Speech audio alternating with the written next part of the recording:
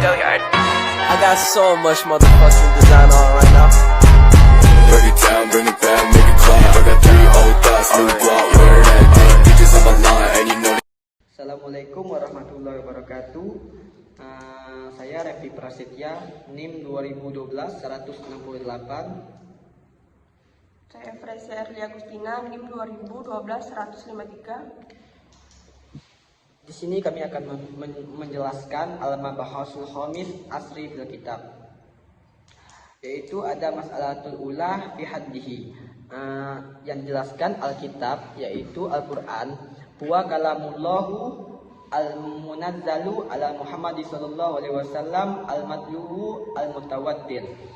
Al-Quran diperjelaskan ialah percakapan Allah yang diturunkan kepada baginda Muhammad sallallahu alaihi wasallam, al-matluhu, yang perkataannya itu tidak bisa diragukan dan benar-benar betul, tidak bisa lagi disalah-salahkan. Dan juga wayan qasimul Quran ala salasina juz'an wa ala arba'ati asra wa mi'ati surah wa ala sittati wa salasina wa mi'ati wa sittati alfi ayah.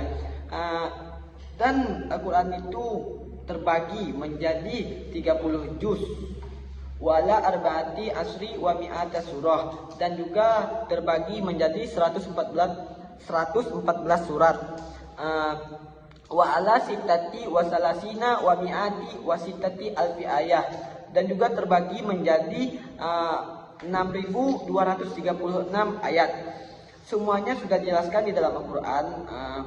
Kami memperjelaskan satu persatu dari Alkitab Al-Quran ini.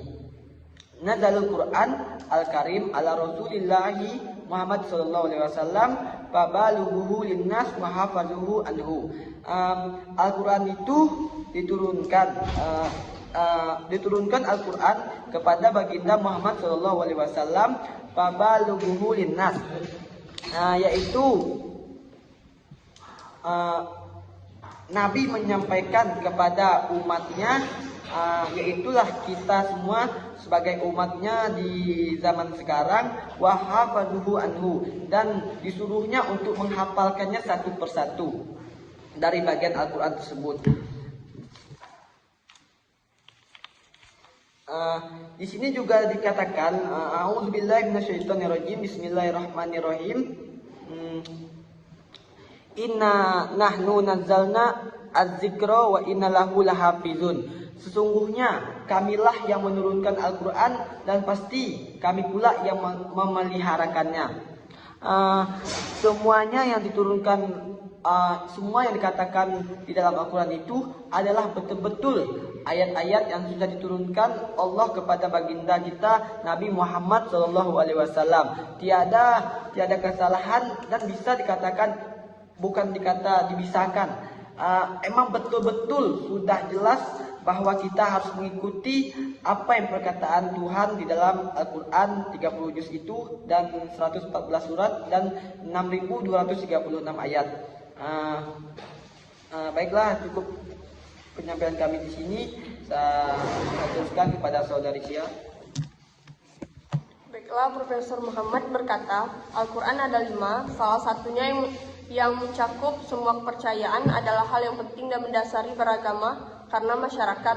Padahal ada pula yang mengaku tauhid, ibadah yang menghidupkan tauhid di hati dan mengakunya di jiwa. Janji bagi orang-orang yang mengikutinya, dan kabar baik tentang pahala yang baik, dan ancaman bagi orang-orang yang tidak mengikutinya, dan peringatan akan azab yang buruk. Menjelaskan jalan menuju kebahagiaan dan cara menempuhnya yang berujung pada keberkahan dunia dan akhirat. Cerita atau sejarah seperti riwayat orang yang singgah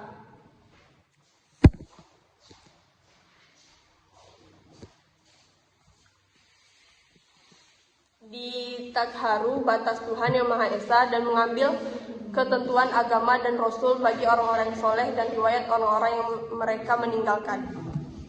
Baiklah, di sini saya bertanya kepada saudara Revi. Al-Quran terbagi 114 surah dan 6.236. Mengapa surat itu diturunkan berangsur-angsur? Baiklah, Saya akan menjawab pertanyaan dari saudari Brecia Erli. Dikutip dari Zakiyal Fikri dalam bukunya yang berjudul Aneka Keistimewaan Al-Quran. Kenapa Al-Quran diturunkan berangsur-angsur? Supaya pengikut Nabi Muhammad atau umat Nabi Muhammad itu memudahkan untuk menghafal, memahami, dan mengamalkannya. Jadi jikalau itu berangsur-angsur, mereka bisa menghafalkannya dan terus memahaminya, dan untuk berlapangkan untuk pikirannya, untuk memperjelas keluarsaan pikirannya.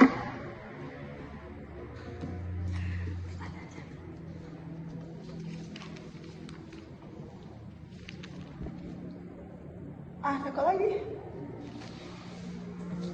Baiklah, pertanyaan kedua, maksud Al-Quran itu? Coba jelaskan satu-satu. Baiklah, saya akan bertanya kepada saudara Revi. Al-Quran terbagi 114 surah dan 6.236. Mengapa surat itu diturunkan secara